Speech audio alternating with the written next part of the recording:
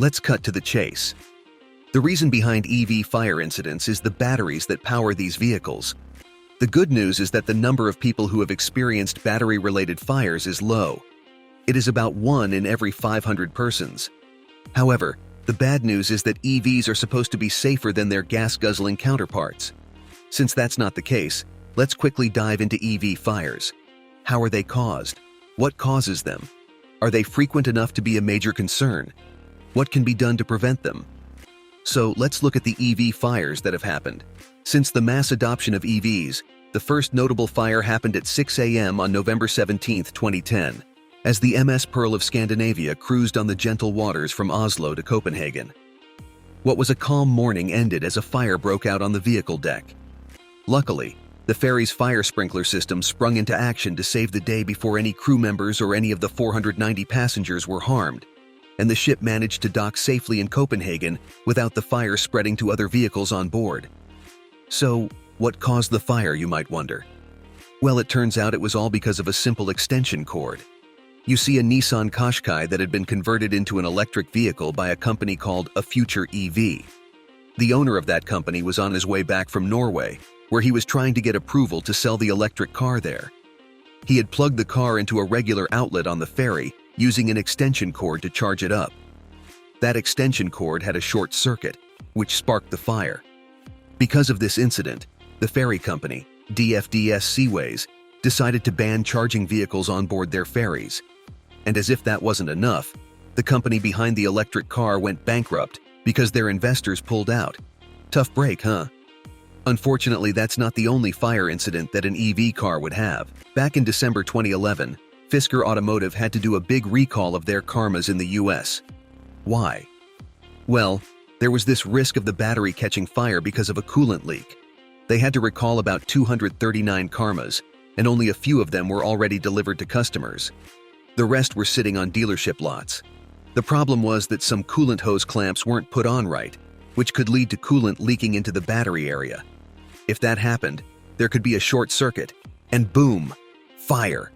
Fisker recalled and redelivered. Then in May 2012, a Fisker Karma was involved in a house fire in Texas. It burned not just the house, but 2 other cars too. The investigators said the Karma was where the fire started, but they couldn't figure out exactly why. Weirdly, the car wasn't even plugged in when it happened, and before the fire, the battery seemed fine. Later that year, another Karma caught fire in a parking lot in California. This time, a cooling fan malfunctioned and started a slow-burning fire. Fisker had to recall all the Karmas to fix this issue and put in a new fan and fuse. So, back in August 2021, Electrek put together a list of 18 Chevy Bolt fires and 1 maybe-related fire. Pretty alarming stuff, right?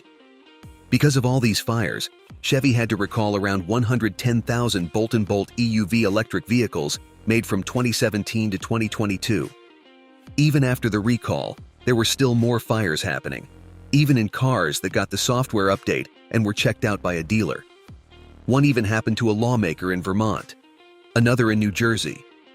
GM's still trying to figure out why these fires keep happening, and they're telling owners to bring their bolts to the dealer, even if they've had the fix already. At least 9 fires have been confirmed, and GM started buying back some bolts. They're even telling Bolt owners to park their cars outside and far away from other vehicles, just to be safe. And get this, on September 13, 2021, another Bolt went up in flames, this time in someone's garage in Cherokee County, Georgia. You'd think people would listen to the advice to park outside after all that, right? But apparently not. Apparently Tesla EVs go up in smoke the most.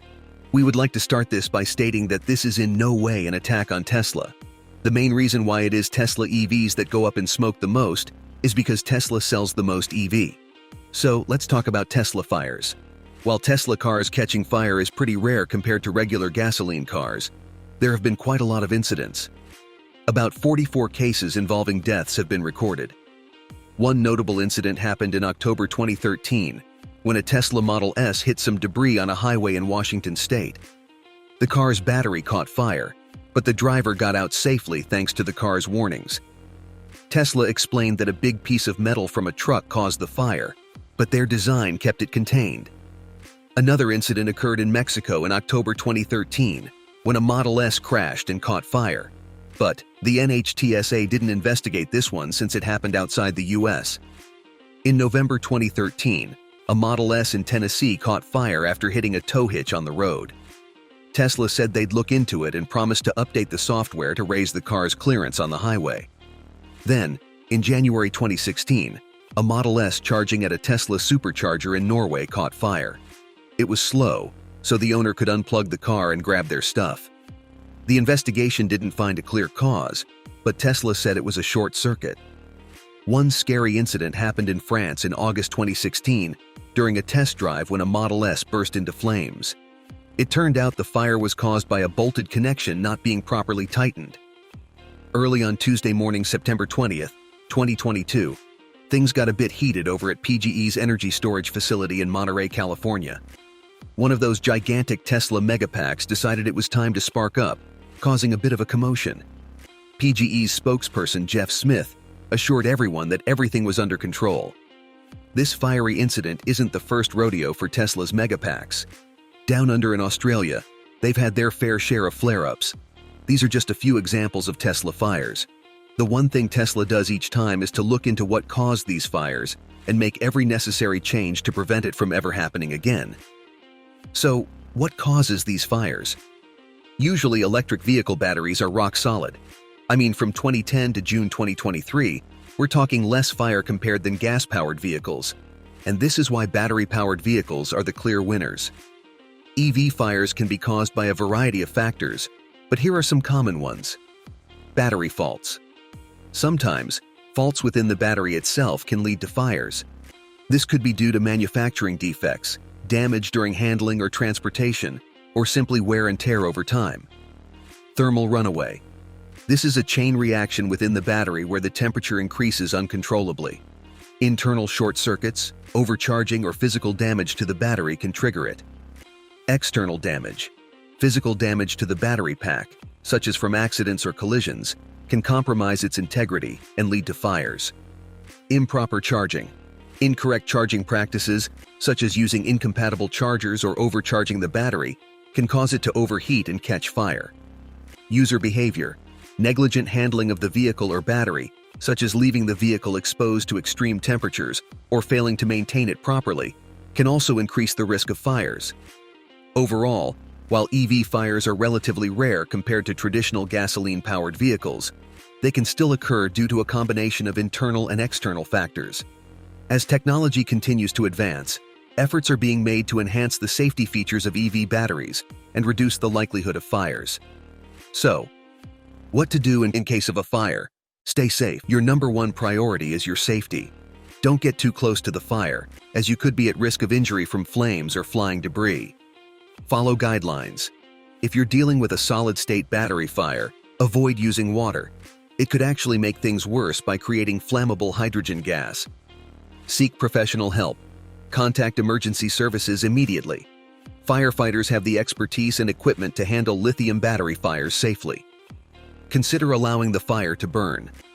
In some cases, it may be safer to let the fire burn while protecting nearby exposures.